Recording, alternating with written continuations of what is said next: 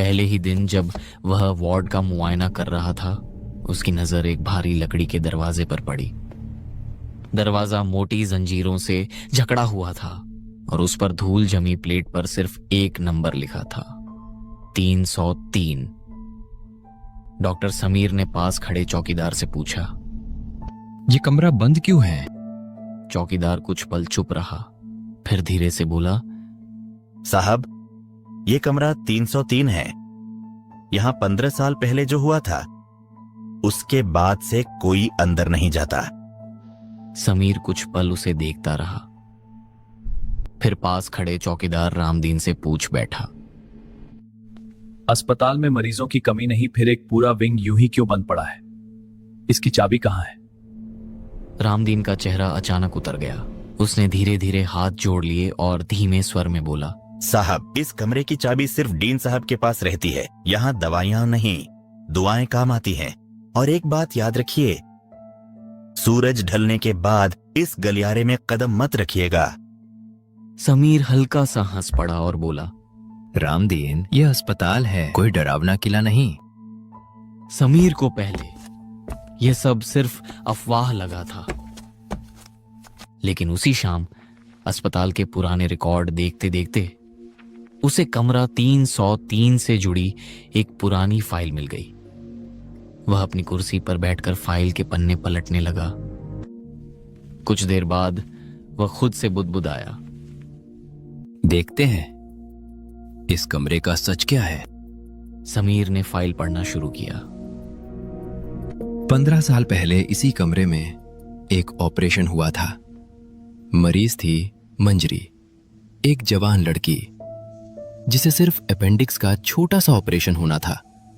लेकिन ऑपरेशन के दौरान अचानक बिजली चली गई। अंधेरे और घबराहट में डॉक्टरों से बड़ी गलती हो गई और मंजरी ने ऑपरेशन टेबल पर ही दम तोड़ दिया। फाइल पढ़ते पढ़ते समीर धीरे से बोला, सिर्फ बिजली जाने से कोई मर कैसे सकता है? उसने आगे पढ़ना शुरू किया। मरीज की मौत के वक्त उसकी आंखें पूरी तरह खुली थीं, जैसे वो कुछ कहना चाहती हो, लेकिन उसके गले से कोई आवाज नहीं निकली। समीर कुछ पल उस लाइन को घूरता रहा, फिर उसने धीमे स्वर में कहा, अजीब है। उसने पन्ना पलटा और आगे पढ़ना शुरू किया। उस हादसे के बाद कुछ महीनों तक उस कमरे में दूसरे मरीजों को रखा गया, लेकिन हर बार अगली सुबह वही हुआ, मरीज जिंदा नहीं मिलता था। रात को कमरे से किसी लड़की के चलने की आवाज आती है। इसकी जांच करने गए डॉक्टर राजीव की मौत भी यही हुई थी। और फिर एक दिन अस्पताल प्रशासन ने फैसला किया, कमरा नंबर 303 को हमेशा के लिए बंद कर दिया जाए। लेकिन उस फाइल की बातों को समीर ने अंधविश्वास मानकर नजरअंदाज कर दिया। उसे लगा कि इतने सालों में लोगों ने उस घटना को बढ़ा चढ़ाकर भूत की कहानी बना दिया है। वह फाइल बंद करते हुए खुद से बोला, लगता है अस्पताल में डर की कहानी ज्यादा है, सच कम। अस्पताल में भूत नहीं होते, सिर्फ डर होता है। इसी बीच उसी हफ्ते शहर में एक भयानक बस दुर्घटना हो गई। रातों रात अस्पताल में घायलों की भीड़ लग गई। वार्ड के सारे बेड भर चुके थे। डॉक्टर और नर्सें घबराई हुई थी। तभी समीर ने फैसला लिया। उसने तेज आवाज में स्टाफ से कहा, विंग सी खोलो और कमरा 303 का ताला तोड़ो, हमें बेड की जरूरत है। वार्ड बॉय नितिन हिचकिचा गया। उसने डरते हुए कहा, सर, वो कमरा। समीर ने उसकी बात बीच में ही काट दी। नितिन, यह अस्पताल है, यहाँ अंधविश्वास नहीं, इलाज होता है। जो कहा है वही करो। आदेश था, इसलिए नितिन ने कांपते हाथों से, जिस पर गहरे जंग के निशान थे, नितिन सफाई करने लगा। अंदर से बरसों पुरानी सड़ी हुई हवा का तेज झोंका बाहर आया। नितिन नाक ढकते हुए बोला, लगता है सालों से यहाँ कोई आया ही नहीं। कमरे के अंदर सब कुछ धूल से ढका हुआ था। बीचों बीच एक पुराना लोहे का स्ट्रेचर पड़ा था। नितिन सफाई करने लगा, लेकिन कुछ ही पल बाद कमरे के अंदर से उसकी डर से भरी चीख गूंज उठी। समीर तुरंत दौड़कर अंदर गया। नितिन जमीन पर बैठा कांप रहा था। उसने डरते हुए दीवार की तरफ इशारा किया और सर वो देखिए। दीवार की मोटी धूल के बीच एक साफ हाथ का निशान उभरा हुआ था, जैसे किसी ने अंदर से दीवार को बेतहाशा पीटा हो। नितिन घबराकर बोला, सर, लगता है कोई यहां से बाहर निकलने की कोशिश कर रहा था। समीर ने गहरी सांस ली और इसे नितिन का वहम कहकर टाल दिया। वह थोड़ा सख्त लहजे में बोला, बस करो नितिन, सफाई करो और बाहर जाओ।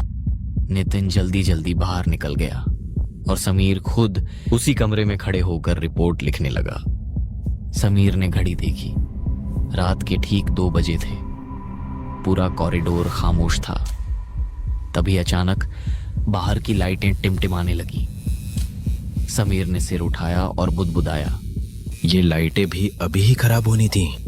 तभी उसके कानों के पास एक अजीब सी आवाज गूंजी, जैसे सर्जिकल औजार आपस में टकरा रहे हों। समीर का दिल तेज धड़कने लगा।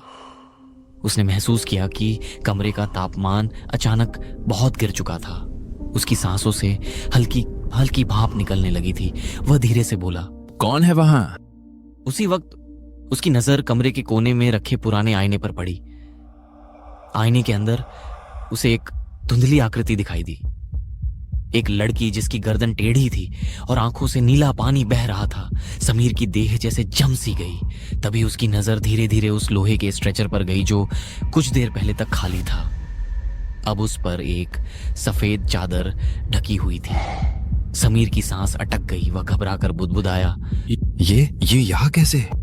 अचानक चादर के नीचे से एक सफेद हाथ बाहर निकला और धीरे धीरे समीर की तरफ इशारा करने लगा।